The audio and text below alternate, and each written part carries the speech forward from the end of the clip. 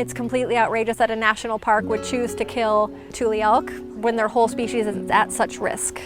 So I think it's time to let the elk do their work and restore this to what the mission of a national park should truly be. This is an embarrassment for the national park system.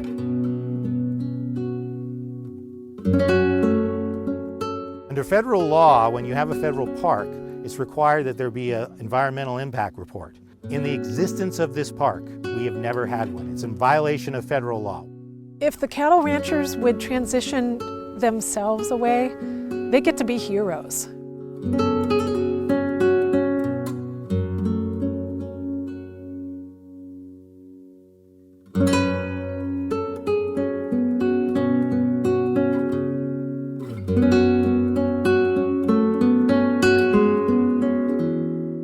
I fell in love with Point Reyes National Seashore. It was the first place I ever backpacked, it was the first place I ever camped, and I really just knew instantly that this was a special part of the world. This is actually the largest piece of protected coastline in the United States, south of Alaska. It's home to 15% of all California biodiversity. It's really sort of an exceptional place for wildlife. 30% of the land here in our National Seashore is leased to private dairy and cattle operations. 30% is a large number for a national park which is supposed to protect wildlife and biodiversity. The landscape is in terrible condition where the cattle are. It's some of the most degraded habitat that I've seen in my 30-some years of tracking elk throughout their native range of California, so it's pretty bad. The cattle are running the show. Cattle just eat everything, they eat everything down to the ground. So the elk are discriminate feeders. They'll feed a little bit and they shift. They're a grazer and a browser, and so they won't destroy the habitat, and there's not enough of them to do that.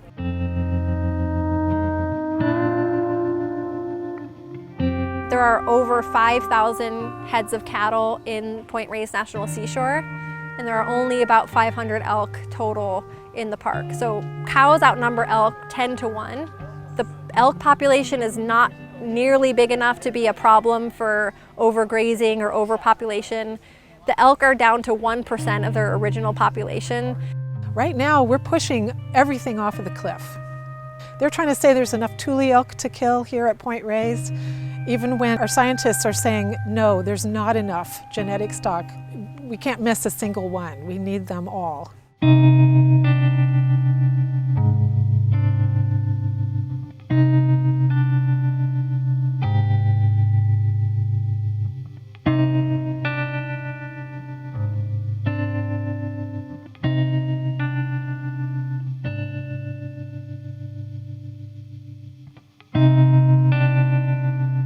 The only reason why the park is planning to kill the elk is to protect the ranching operations here. I was really upset. I figured if I, as a very involved volunteer and wildlife enthusiast, didn't know this was going on, maybe there's a lot of people who don't know that this is going on and they would be upset too. And maybe if we get a lot of people to hear about it, we can change how things are done here. So I founded this campaign, Save the Tule Elk, and I just started doing a lot of public outreach, and it turns out I was right. Most of the public I talk to are completely outraged that 30% of their public land is going to private industry. And most people are outraged at the fact that the National Park Service is planning to kill almost an extinct species to protect dairy and cattle operations. We have a native Tule elk that's been reintroduced, that was hunted, wiped out locally for the sake of ranching, among other things, that was reintroduced by the park with the idea that when the leases were up on the ranches, that the fences would come down and that the elk would be allowed to free roam and increase their number, and that the park would sort of be returned to the way it was prior to human intervention. The issue we have now is the ranchers don't want to leave.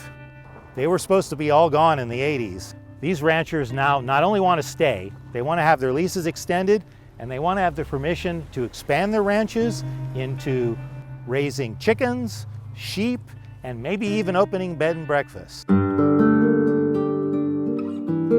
Ranchers here, both dairy and beef, were given handsome payouts. So the land was bought from them, and they were basically given a 25-year time period as a just transition so they could transition their businesses and move off the land. It was always intended that this land would be fully restored. The dairy farmers, as well as the beef ranchers, have continued to be given extensions on their leases, despite the fact that their presence here is really damaging to the land. You can see the visual impact of the cattle on the land by the scarring on the land, the loss of the topsoil. The places where the cattle are, there's very little biodiversity in the plant kingdom. Very few wild animals can go there. Cattle are just destroying the habitat, and I'm sure most of the visitors here must be shocked, especially out in the pastoral lands, how degraded the landscape is. So I would assume that most of the public would rather see the native tule elk than the exotic cattle, which the public paid to have those ranches removed. We have at least 23 unique creeks that empty out into the Tamales Bay. Those creeks are habitat to steelhead, trout, and salmon. Those are all being polluted by ranching so that the number of salmon is going down, the steelhead population is going down, and the river otters that eat them have also disappeared from those waterways. I personally don't want my tax dollars paying to support an industry that's so cruel and so damaging to the environment. The massive amounts of manure come from these operations every year is just everywhere. They put it into liquefied manure, they put it in sprayers and just spray it over the land. The places where cattle graze, a lot of it just runs down during the rainy season and just runs right into the ocean. They have things called poop lagoons that are just little ponds that the cows poop in, and so that's going to be seeping into groundwater. So it's just an environmental disaster from an ecological perspective, just what the cattle manure is causing. The river systems and lake systems here are in the top 10 worst in the state of California. A lot of times the beaches are actually closed around here. A national park shouldn't be on a list of the most toxic beaches. The intent was that it was to preserve the natural values of this land for the enjoyment of the citizens.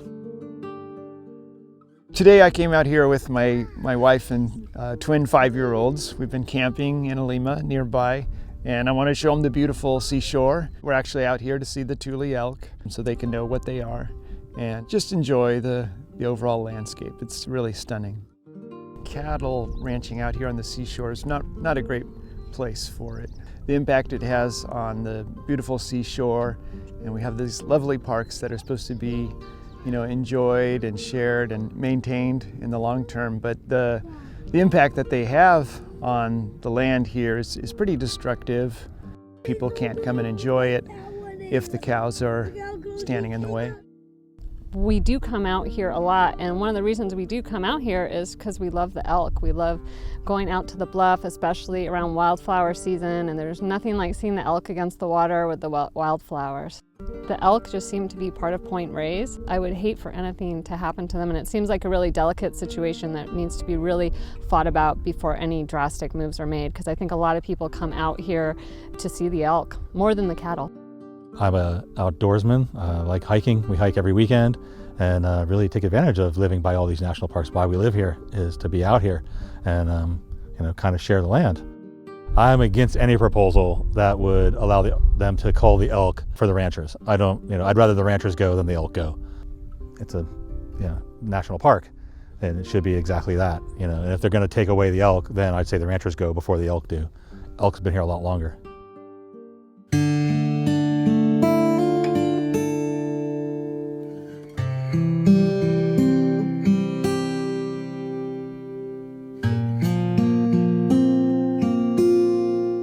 The dairy industry is completely terrible for the environment, and also it's just a cruel practice.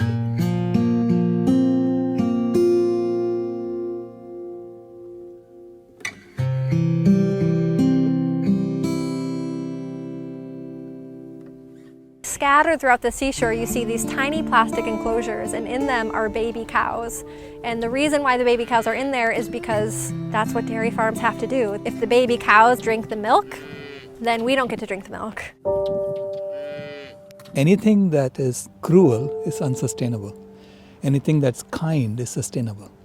So to me, sustainability is about morality. All that we consider to be good is sustainable. All that we consider to be evil is not sustainable.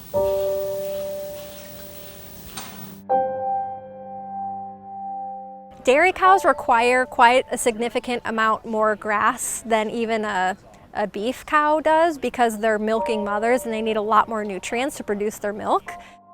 There's actually not enough land for these dairy cows to just graze and satisfy their appetites. And so there's acres and acres of silage mowing where they mow down grass and they feed it to the cows. And there's been 8 species of birds that have been documented as decreased population after these lawn mowers basically mow over the bird population.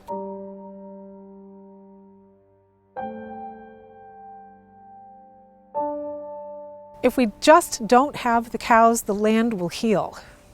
The land will heal itself. And the Thule elk, they're an apex species. They're a big, important part of that healing.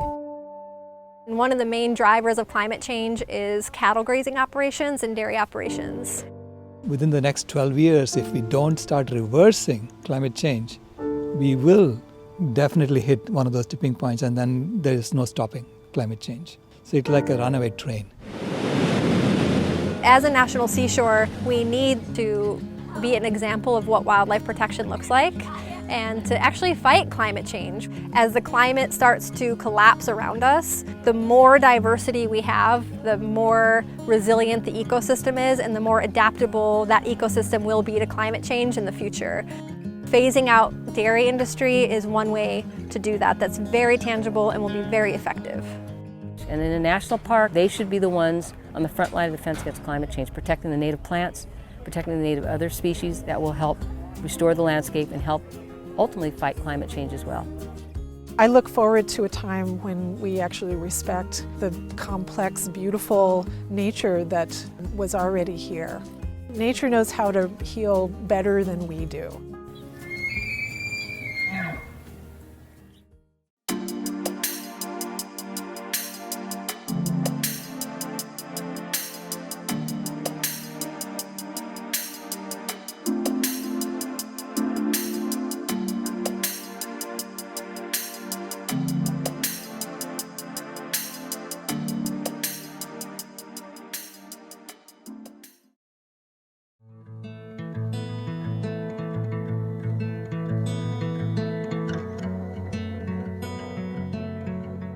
I'm going to go over various ways that I think that ranching's hurting wildlife. But before I get into the specifics, just to paint a broad picture, think of what it was like before cattle came to Point Reyes Seashore and Golden Gate and basically the whole Bay Area. Instead of the short little European grasses with their, that die every summer and that they have roots that go down just a few inches and turn brown because their roots don't go down anymore. There were bunch grasses that had long roots. They stayed green almost all year. They were perennials. And then forbs and brush, which the ranchers complained about, but it was an important ingredient in providing food and habitat for many wildlife back then. Roaming around there, in addition to the animals we know about today, there were grizzly bears, pronghorn antelope, wolves, steelhead, and the coho salmon are hanging by a thread because the streams are so polluted. And the reason for this all is that ranching and the cattle came to Point Reyes Seashore and Golden Gate. So with that as sort of a broad background, let's look at several ways that ranching is impacting wildlife and nature in general. The first one example is manure spreading. This is manure spreading going on while I was photographing. The truck just left and was going back to the ranch to get another load of manure. Manure spreading causes lots of problems. First of all, it pollutes the waters of the seashore. It contributes to global warming. It spreads Johne's disease, which is a nasty disease that kills cattle and any other ruminant like deer and elk, given enough time. It's a slowly progressing disease, but it does eventually kill. Finally, in that manure mixed in it is lots of non-native seeds. And the way those seeds get in that manure is from the dairy cows' stomachs. They eat lots of hay that's trucked into the seashore, and that hay is grown in fields that are not 100% hay. They include lots of weeds, lots of plants that are non-native. the spreading of the manure entails a lot of problems.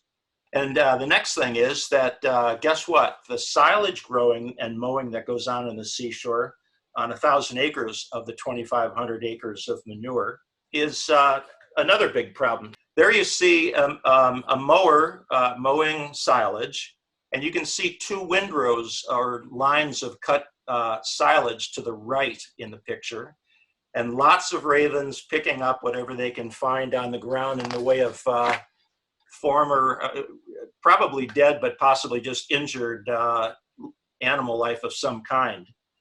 The silage has lots of problems. First of all, it's non-native. So it just adds non-native seeds to the non-native seeds that were put on the ground when the manure was spread. The most important, biggest problem with silage mowing, it's done in the spring, and guess what? That's when birds nest. Lots of birds nest in low situations like this, grasses that are just a foot or two or more high. Now this is a scene showing a mower having gone across this field on the I Ranch.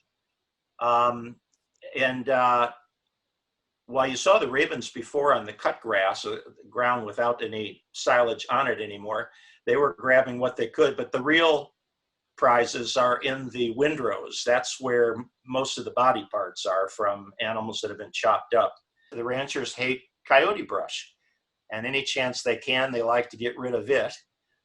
To a rancher, a beautiful view, and it only exists in the wet months, is rolling hills of this European grass that is pretty. It looks like a golf course, but it's a biological desert. There's no food or cover for anything except, as I said, elk and deer to a lesser extent don't mind eating grass of any kind. But rabbits, quail, songbirds and stuff, there's nothing out there for them. And I suppose if you dropped a brush rabbit out there in the middle of 1,000 acres of short green grass, I'm sure it wouldn't make it to the nearest cover because a coyote or bobcat or red-tailed hawk or something would grab it. Another thing that the Park Service does all the time with the elk is they haze them. They chase them or herd them off of the parts of the D ranch that are leased to the C and E ranches. And some of those elk also go on to the B and A ranches. A is the closest to the lighthouse to orient you. If I did that to an elk in Yellowstone while I was photographing, I could be cited or arrested for violating a Park Service animal protection statute because I was harassing it. And yet the Park Service does it all the time out there, unless they've changed their habits or practices. I spoke to the Park Service several years ago, back in about 2014, when the word got out that they were going to be doing an environmental assessment on the idea of fine-tuning ranching to allow diversification and so forth. I got into a discussion with Park Service management, and I was there with several environmental people and a couple of environmental groups. And I asked them, the Park Service, what their position was on wildlife-friendly fencing, because there wasn't any in the park. I had measured the fencing on virtually every ranch. And they said they're not in favor of it.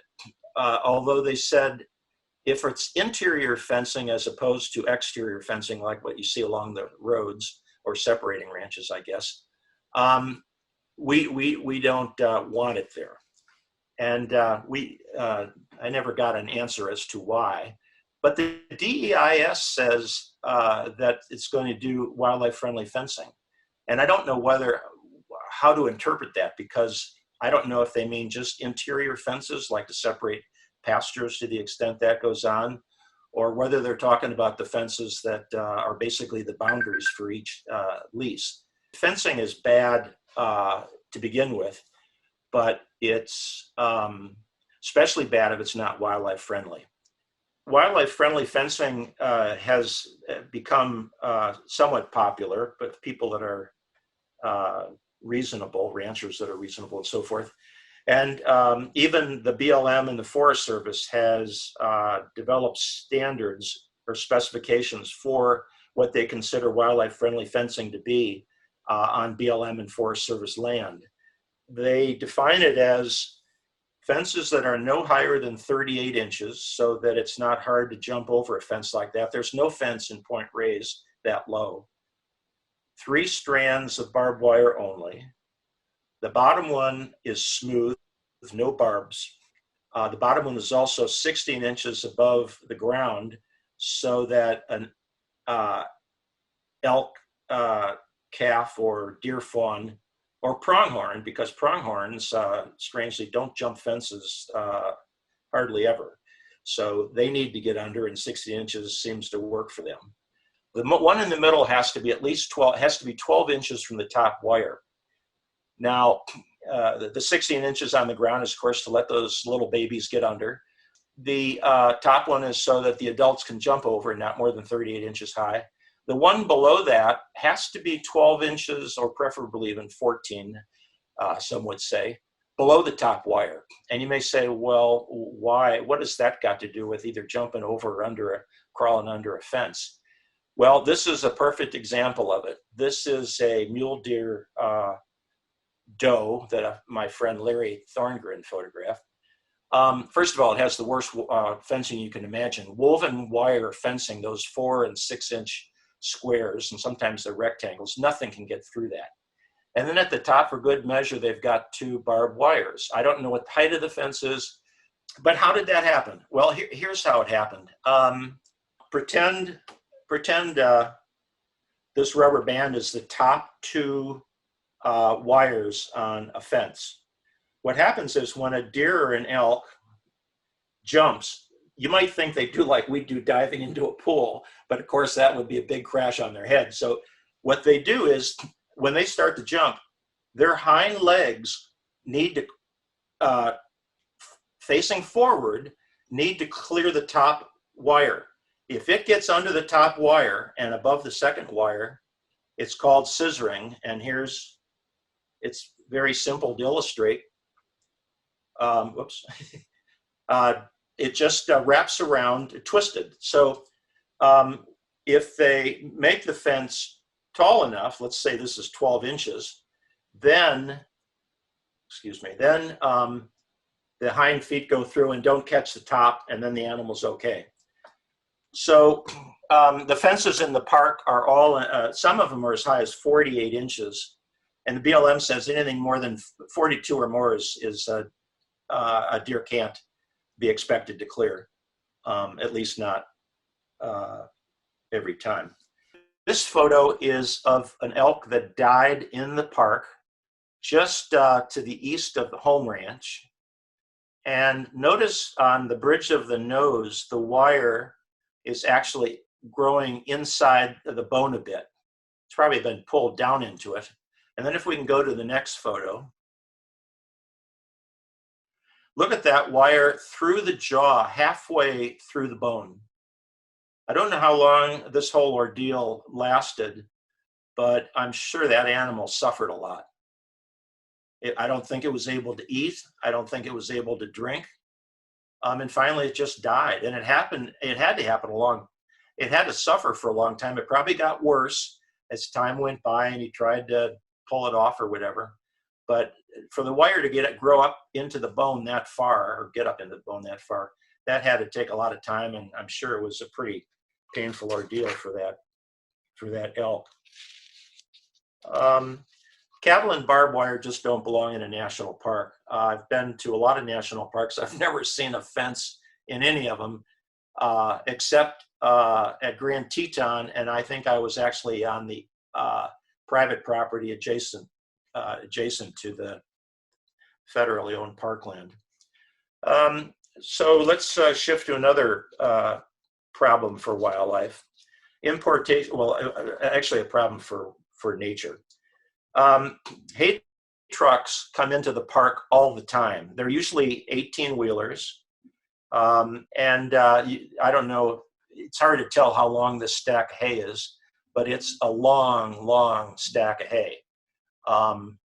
I don't know, it's 100 yards, 200 yards or whatever, but I went to the end and photographed it, but I didn't want to put it on here because it would take too much time too many pictures. But it was extremely wide, as it would need to be to support this much height. The biggest problem with bringing hay in, as I alluded to before, is that it's loaded with non-native seeds. And when those seeds are eaten by the cows, they leave the cow through manure, and wherever they land, they grow. So the Park Service should be requiring that the hay be certified weed-free. There is hay grown certified as weed-free. They make sure that the fields that it's grown in are completely free of weeds. It's a lot of extra work for the grower, but of course he gets more money for it.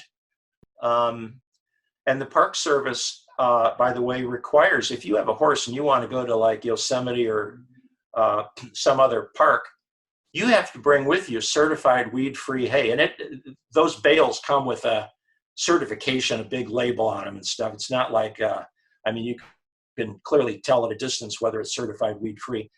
So the Park Service at Yosemite will require you, if you're bringing a horse into, I guess, overnight in the park, you have to bring in some certified weed-free hay. And yet at Point Reyes, they're bringing it in by the 18-wheeler basically every day. So I just can't believe that. In fact, the grazing plan that was written for this planning process by UC Berkeley range scientists. Those are people that are basically wedded to ranching. But they said that the Park Service should require certified weed-free hay in their grazing plan for the Park Service for this planning process. That never got mentioned in the DEIS. Another problem, moving on, is not allocating forage for elk and deer. The Park Service and the ranchers assume this, only allocate 100% of the forage on each ranch to the cattle. They don't allocate anything for wildlife like elk and deer. Again, the grazing plan written in, I think, 2019 for the Park Service for this planning process says that the Park Service should allocate forage on each ranch where elk exist. That was also not mentioned in the DEIS. You would think that the Park Service was in the business of just taking care of ranching and perpetuating it and doing whatever it could to protect, preserve ranching, when its legal obligation is to protect and preserve and restore the natural resources, including the wildlife that are in worse condition, to a condition that existed when nature was in control and it was normal. Another thing I want to show you is cattle trailing in the park. I don't know if you can tell how deep this erosion is, but it's like up to your hips in some spots. And that's because cattle were going up and down that hill. Eventually, I think they stopped them. They made them just go on the other side of the road. This is right before you get into the elk reserve at Pierce Point. It's on the left side of Pierce Point Road. So when it rains, these trails have become gullies, and the rainwater, along with soil that's loose and coming down with the rainwater, and any manure that might wash over land above these gullies, because the cows do use area above these gullies, would get in the gullies and go right down into Tomales Bay. This is across the road and just down slightly from the last photo. Again, here we have tremendous amount of erosion going on. These cows go up and down these trails and cause all this erosion, especially in areas where it's hilly. And as the vegetation is wiped away and the soil gets compressed and loosened by the hooves, and also it collects manure because the cows are using these trails every day. When it rains, all that manure and all that loose soil also goes down into Tomales Bay. To the left, outside the photo here, is about a 24 or 36-inch conduit pipe that is also bringing soil and manure from the other side of the road that's also washing down to Tomales Bay. Next photo is driving toward the lighthouse. More erosion, more cattle trails. That lead cow is drinking water that's pooled there. This photo, I'm not sure if it drains down to the left of Drake's Estero or to the right of the road down to the ocean. But it's draining one way or the other, and it's carrying whatever manure these cows poop in it every day. All the soil they're breaking up with their hooves is also going to be washed down either to Drake's Estero or the ocean. I just can't believe that the Park Service hasn't done something, but it's just incredible to me that they haven't. This is right across the road from the last photo. This one does drain to the beach at the ocean. Again, cattle trails, and it had rained a day or two before, and there's still water coming down. Cows use it every day, and they poop on it, and plus any manure that's up elevation from these trails is also, with sheet rain, it's going to get washed down, and once it lands in these fast conduits of trails, it just shoots down to the ocean.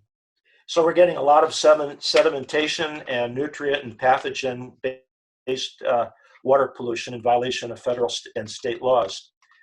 The Park Service is required by those laws to do something about this, as well as the ranchers being required, but nothing gets done. If they were to do something, some of these trails are the only ways these animals can get to grazing lands that are flatter. And so they are sacrificed to allow as much grazing of grass as possible for the cows. Let's move on to water pollution.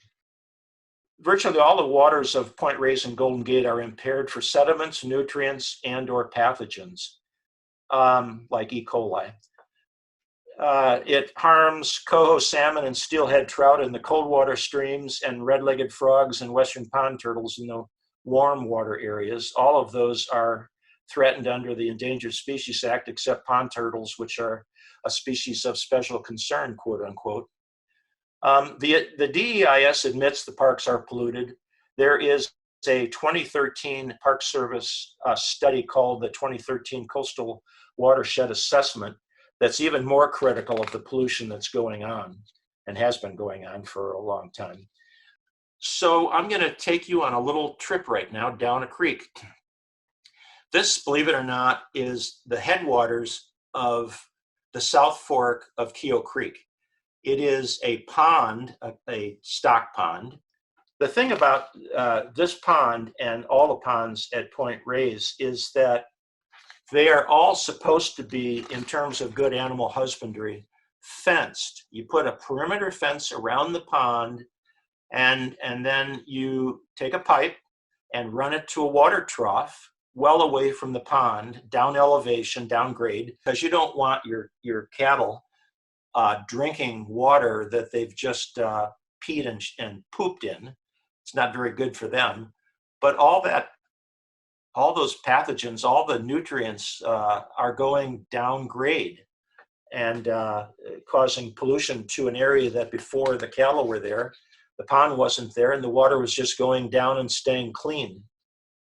That manure you see, or poop you see coming out of that cow, the cattle at Point Reyes gave the Johne's disease to the elk.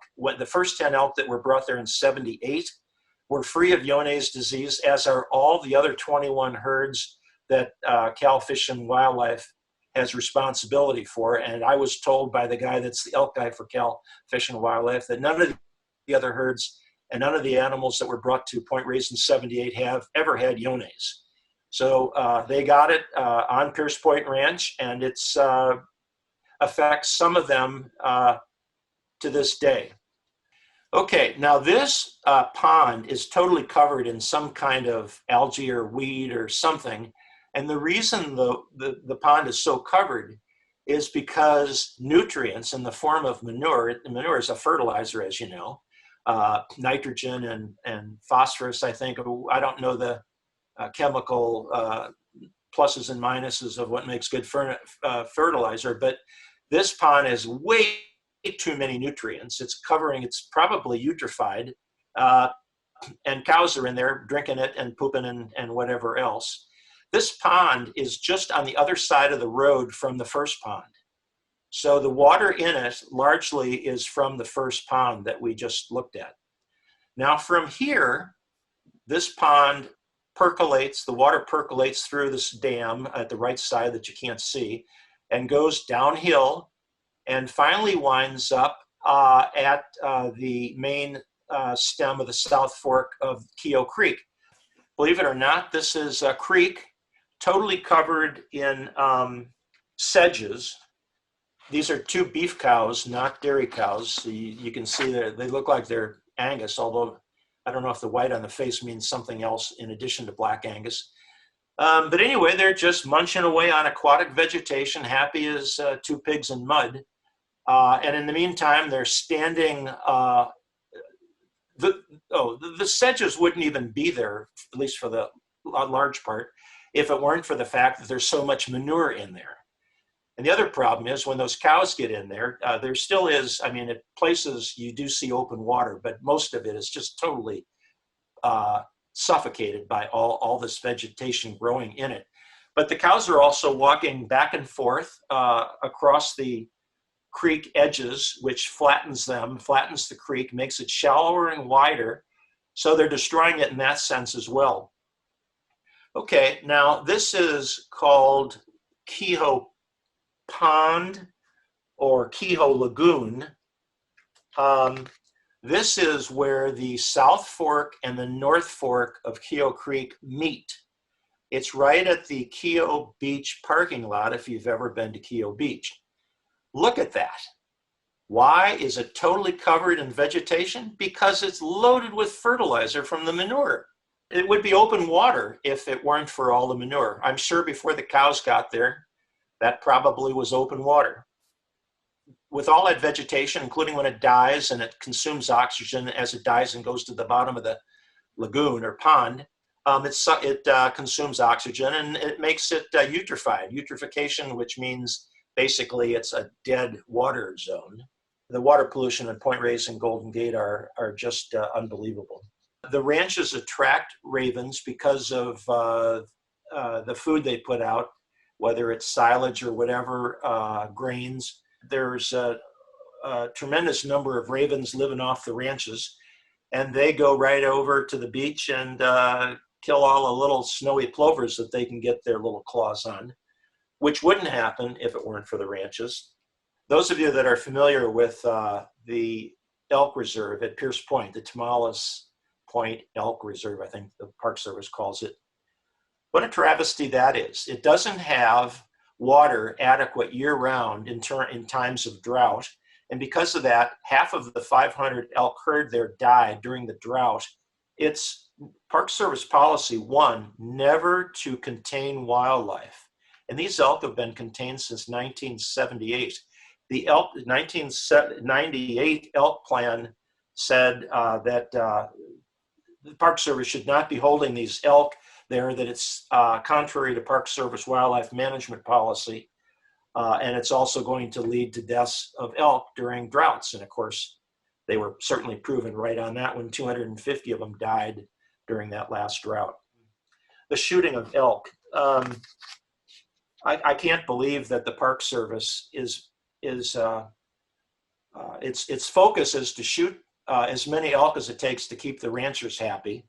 And the ranchers want all of them shot. I'm talking about the Drake's Beach herd only. That's where the 3 dairy ranches are that complain about the elk eating their grass, quote unquote. But I just, I find it hard to believe that the Park Service is proposing to shoot wildlife in order to make users, private businesses in national parks happy because they want 100% of the grass or most of the grass. So they're either going to Alternative B is they're going to just keep the herd at 120 animals and they shoot whatever the excess is every year. Or alternative C, the one the ranchers want, is shoot all the elk, get it all done in 6 months or less. So anyway, I can't believe the Park Service runs a national park like Point Reyes this way. And that's about it.